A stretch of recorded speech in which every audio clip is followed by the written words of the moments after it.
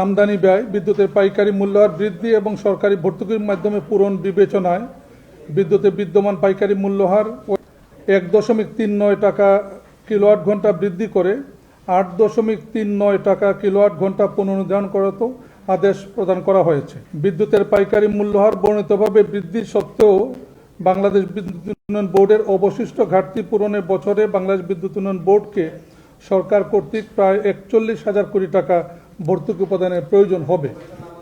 এই মূল্য বৃদ্ধির পরেও পাওয়ার গ্রিড বাংলাদেশ পিএলসি এর সঞ্চালন ব্যয় বিবেচনায় বিদ্যুতের বিদ্যমান সঞ্চালন মূল্যহার বা হুইলিং চার্জ ওয়েটেড অ্যাভারেজ 0.3135 টাকা কিলোওয়াট ঘন্টা থেকে 0.0751 টাকা কিলোওয়াট ঘন্টা বৃদ্ধি করে 0.3886 টাকা কিলোওয়াট ঘন্টা পুনর্নির্ধারণ করতে আদেশ প্রদান করা হয়েছে। অর্থাৎ 39 পয়সা হবে এটা, যেটা 31 পয়সা ছিল।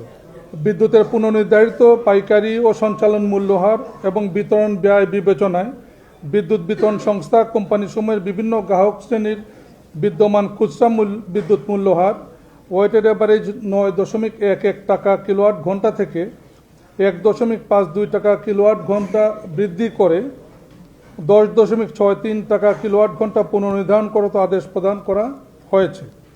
বিদ্যুৎ বিতরণ সংস্থা ও কোম্পানিসমূহের বিভিন্ন গ্রাহক শ্রেণীর বিদ্যমান ডিমান্ড চার্জ ও পরিবর্তিত রাখা হয়েছে। কমিশনের এই আদেশ বিল মাস জুন 2026 থেকে কার্যকর হবে এবং পরবর্তী নির্দেশ না দেওয়া পর্যন্ত বলবৎ থাকবে। প্রথমত যেটা 2025-26 অর্থ বছরে সম্ভাব্য যে চাহিদা ভর্তুকির, এটা প্রায় 56,000 কোটি টাকা।